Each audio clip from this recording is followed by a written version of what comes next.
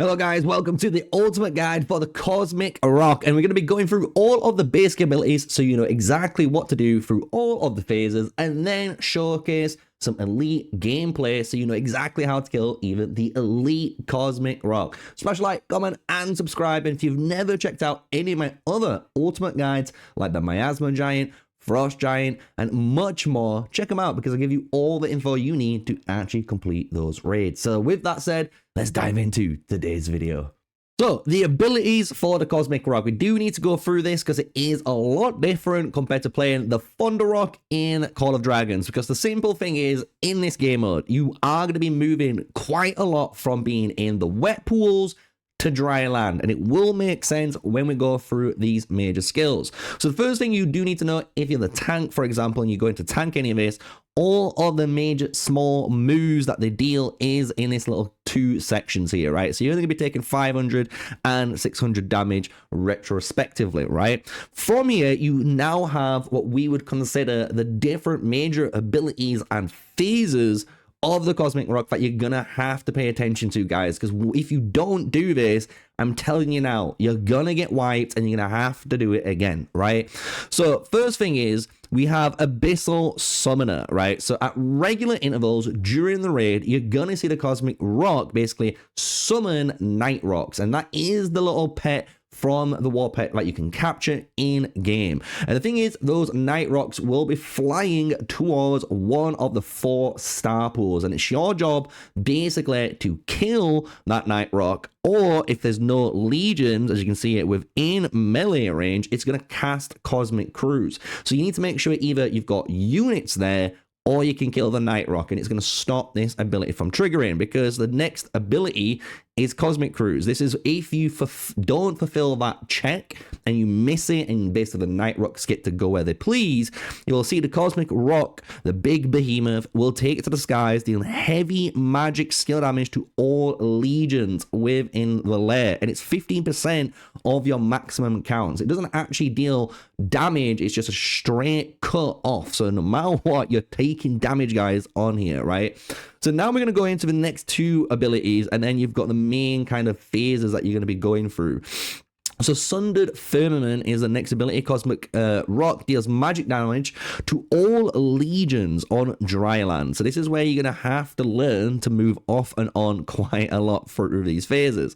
20% of the legion maximum count, then it immediately teleports to a dry land, and after short charge up, it deals magic damage to all legions in star pools, right? So it's 20% of the maximum unit count, and then flies towards a random star pool. So this is where you're going to be needing to obviously be on dry land, and you're going to be moving quite a lot during this phase, because you don't want to be taking this damage, but it's only normally once. You'll see it happen once, and then maybe later on in the Behemoth raid, if you go in around again, it'll do it twice and then 3 times, as you can see. So it does go up incrementally over the period of the raid. So if you've got enough DPS, you might only have to deal with this once, right? Fallen Star is when the Cosmic ROC is reduced to 50% HP, it will enter the next phase, which is what is above, and then changes the terrain of the lair, and it generates healing mana stones in all 4 star pools, gathering the healing mana stones to heal the legion's lightly wounded troops. So this is basically when you know you're basically getting through the actual ROC, you've completed all of these little mini events, as you can imagine, up to this point, and once you hit the 50% mark, it's going to start to change into these next 3 abilities. So you've got Gaze from Beyond. The Cosmic ROC casts Energy Vortex on 4 random legions. Moments later, the Energy Vortex explodes, dealing magic damage to all legions within the range, and briefly inflicts 1 stack of Astral Tide. So this is where a lot of players are going to be dying because they don't understand this mechanic, because this is going to constantly basically happen in the raid. And what you're going to have to do is basically keep separated, because when you get 2 stacks of this, your legion will get instantly killed. So what you're going to have to do is pay attention to your march, and when you look at your march, you'll see the debuff appear, and if you do, you need to make sure you are not near anyone else who's now got this energy vortex around them, Otherwise, you're going to die. So this is where a lot of people are dying in the Cosmic Raid because they're just not paying attention to what their match currently has and what is around them. So really pay attention to it, guys. Then you've got the Judgment of Stars. After a short charge up, the Cosmic Rock fires an energy orb at the ground. And when the orb lands, it deals heavy magic skill damage to all legions on dry land. This is 200% of your maximum count divided by the number of legions affected. Meanwhile, it deals magic skill damage to legions within star pools, right? This is 50% of the legion's maximum unit count, and this isn't divided. So the way you can do this is in two varieties. Basically, if you have everyone on dry land, it is going to divide that 200% across everyone, so you actually don't take that much damage. However, if you go onto your wetland and you're going into basically the star pools, one of the 4 quadrants in that Cosmic Rock raid, you're gonna, no matter what, take 50% of your unit count, and this doesn't divide, so it is always gonna happen. And to be honest, you're not wanting to lose 50%. And I think when you do the maths on it, with 40 legions all on the dry land, 200%, divide that across, you honestly don't take nowhere near 50% of your unit count, right? So it's just more beneficial to do that at the moment, right? Then you've got Ripples of Chaos. If an energy vortex or night rock explodes within the star pool, it deals magic skill damage every second to all legions within it for 60 seconds. So this is again where you need to pay attention to your area, right? The whole Behemoth area, because where you're positioned in game is going to dictate if you're getting killed or not, if a night rock has reached it, or if there's energy vortexes that have blown up, they're going to be casting this skill. So you really do need to look out for all that. And as you guys have noticed, as I've been explaining all of these different abilities, there would have been a nice little, pop-up in the middle there for you guys, so you're not going completely blind. So with that, let's just go into, as you guys can imagine, the main alliance menu, because in the alliance menu here, if you go to the Behemoths tab, you can go to the elite raids, and you can view the elite raid if you obviously own a Cosmic Rock, right? So when you look at the Cosmic Rock, you will need to complete this obviously as the first alliance in the server, and you need to complete it within 6 minutes and 30 seconds. On our server, RK got it, so congratulations to RK during this video. And then when we look at the actual Cosmic Rock, the first thing you'll notice is a lot of the major skills have been upgraded, so you will take an insane amount of damage if you're not paying attention, right? Then when we go into our actual debuffs, the debuffs that we're going to get, right? Because these skills, by the way, guys, is when you complete the elite rock, this is what you summon on the battlefield. So you're going to be dealing 3,600 compared to 600 damage on a normal rock. So make sure you are completing the elite raids, just to kind of showcase that off again.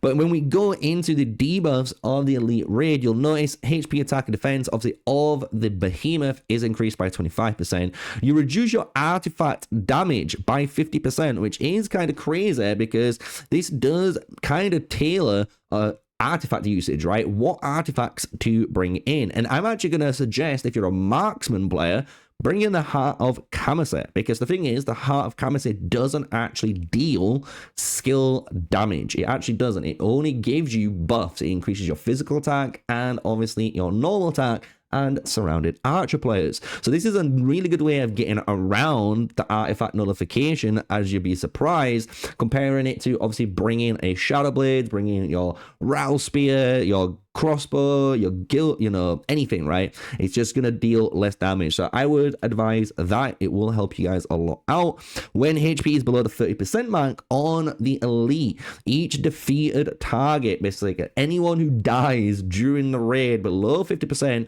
on the rock, is gonna start to heal it. So you do not want to die in that last ever run, right? And then the final one is increase the damage range of the energy vortex. So with that, let's dive into some elite gameplay. So you now have all the information, hopefully, on all the abilities, even the elite raid stuff that you need to know, and obviously for completing the elite raid, the frame and the free upgraded abilities, what you have on the open field when you summon this bad boy, right? So now let's dive into where you've been waiting for, the gameplay section.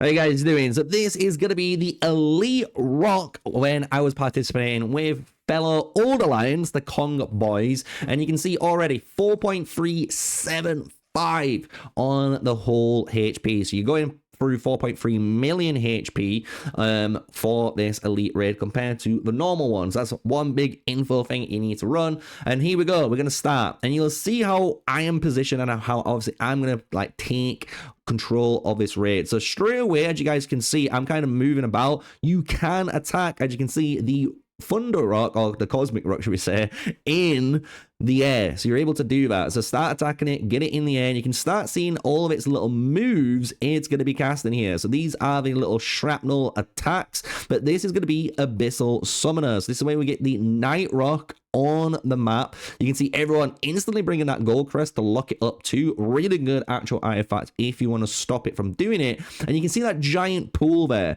So these are the pools you do not want to be in, because if you're in it, you're going to take big damage, as you can see there, and it's going to ignite the star pool. And if you're in the star pool, you're going to obviously not have a good time either. So basically at the moment, everyone is staying in the center. That's kind of the goal for you. And as you can see, we're already absolutely nuking this through, even though we've completed already a couple of those skill checks for them. So now we're going into the next phase. This is the sundered firmament, right? So this is when he's going to start doing some nasty stuff. So he teleports into the center, and you need to, as you can see now, get ready to fight, because if you're in the star pools, you're going to take a bunch of damage during that phase, and then this is where you kind of starts to teleport around again. So again, kind of stay in the center. You don't want to go too crazy right now. And then he pushes you in. So you can see how you can get the healing phase afterwards. You're going to get a nice little heal up. I obviously chose to go to damage, but I saw everyone coming here. So obviously big quick switcheroo. Get that healing off. It is going to help you guys. If you don't get this healing, you will be punished. I'm telling you now. So take the actual healing when you're able to, and then start dealing the damage. And now you can see how everyone's got those pools. So if you have these pools, the actual task, what you need to do, I'm going to pause it right here so you guys understand. If you've got these pools, you need to go up to the top of the rock area and just spread out. You can't be near each other, and you don't want to be near anyone in the alliance, because if you are, this is what's going to get people killed. This is going to put the one stack on them, and if they get a second stack, guess what? They're now dead. And the thing is, you might think, oh, you could be safe. I might get one stack and I'm not going to get a second stack. However, what happens if you're the next target, right? So that is where it's really, really unfortunate. You can see people actually dying because they already had one stack on them from the previous phase, because they actually gained it through there, and then they've taken that second one. So here I'm actually chilling in this little area doing some good damage. I should be, as you guys can imagine, in the center. At the moment, I'm taking a little bit of damage just because of, for some reason, it's not registering. I'm on dry land, which is it's fair enough. But here, we just have to obviously DPS it down. And it does the blast. Absolute crazy. If I was in now, I'd have only taken the 200% divided, not the 50%. As you could see, I was taking 50%. So if you go back onto there, the way this is working for everyone who wants to know the nitty-gritty mechanics, the actual lines on the cross, which separates the grid, also count as the wet land or the starport land. So if you don't want to take that damage, make sure you're in the center. Otherwise, as you can see, my march goes from, I think it's around 100k or just below 100k to nothing, right, in that massive blast, because I take all of it to myself, basically. Look, if you're ready, 3, 2, 1, blast goes off. And look, down, right? So you can see the punishment of doing that, because it's 50% of my max unit count. I'm bringing a 300k march. That's 150k troops I've just taken on the chin. But if you follow everything else, right, and you understand that, you would have completed the elite raid. So I want to say thank you for everyone who participated in the raid, and obviously the KoNG guys that let me join, and obviously the pay-to-win officers, Ruby and Stan, because they actually reached out to KoNG, because obviously I missed our Thunder Rock or our Cosmic Rock when I wanted to record it, because it was really late, obviously like in, I want to say midnight or 1 o'clock in the morning, so we was able to do it here, and obviously provide you guys with that content. So I hope you guys have enjoyed it. I'm going to play this back in the background as we obviously end today's video. So I hope you guys have enjoyed the ultimate guide to the Cosmic Rock. You understand now everything, what you need to do, hopefully, to complete it. And if you're the fastest, you're going to get that Cosmic Rock frame, right? And if you've enjoyed the video, smash a like, comment, and subscribe. And until the next one, stay safe, stay sneaky, guys. Peace out.